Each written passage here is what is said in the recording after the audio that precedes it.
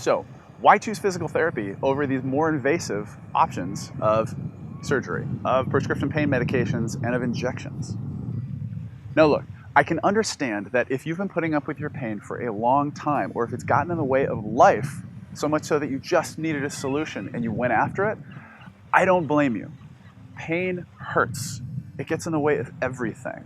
And if you feel like you've tried everything else and you went after one or more of those solutions just to find any semblance of relief, I get it. But I want to take a moment to talk about why physical therapy may be your better alternative. Let's initially talk about cost. So when we add up the costs of getting one or more of the injection, the prescription painkillers, or the surgery, you're going to need multiple doctor visits. You may need some imaging like x-rays or MRIs or CT scans to go along with it. And then if there's a surgery, there's going to be additional hospital time, transportation costs, and potentially other equipment that you have to purchase following that surgery. You may be taking time off from work, which is a cost. Maybe you have to reshuffle how you get your kids to or from daycare, babysitting. So you can see how very quickly, if you add all of those up, and co-pays and co-insurances and deductibles and whatnot, these costs go up significantly.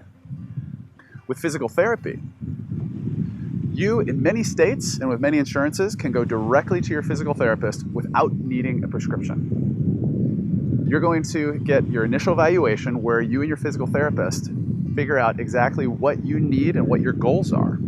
And then through one-on-one care, anywhere from 3 to 10 additional visits, you're not only going to get the care that goes after the origin of your symptoms, but you also are going to learn how, if this comes back in the future, you can treat yourself, meaning you can save yourself from more doctor visits. Next, safety. Anytime that you break the skin with an injection or especially surgery, you run the opportunity and the risk for infection. Now, physicians go to great lengths and take great care to ensure that infection is going to be the least of your worries, but that is very much a risk factor. You can also end up getting some side effects, and potentially minor and some potentially more serious, from the medications that are injected or because of the surgery. And again, side effects are something that are common, some less invasive, some less significant, others more. But either way, it's a risk not worth taking. And with prescription pain medications, especially the opioids, we all know that there is a risk for addiction. Or sometimes, depending on what your medication that you already may be taking, you don't want to mix those two. So the risk factors potentially go very high when we're talking about these other three alternatives. Now with physical therapy, it's evidence-based practice. There's been a lot of research over the years going into how can we deliver the best care for our patients in a way that is going to be the least injurious, so you're not going to get hurt, you're going to feel better, and plus you're going to learn skills so you can do it yourself in the future.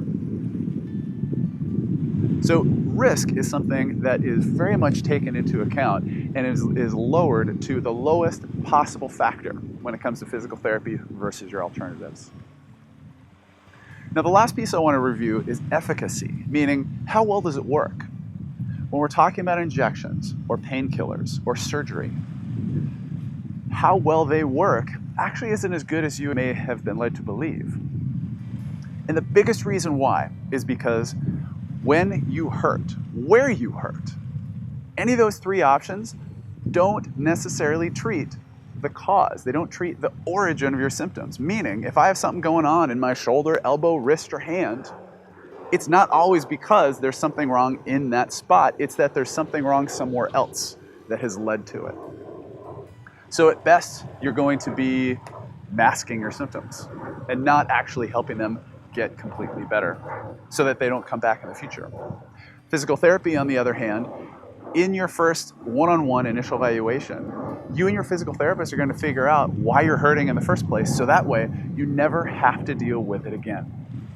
So in getting a better sense as to why physical therapy is a better choice for you than those three alternative solutions, I hope you'll consider the costs, the safety risks, and the true efficacy or the true ability for physical therapy to heal over those 3 other options. I hope those make sense to you and help you make the better choice in the long run for your health and for your pain and for you to feel better, so that way you can commit to a life of healthier, pain-free living.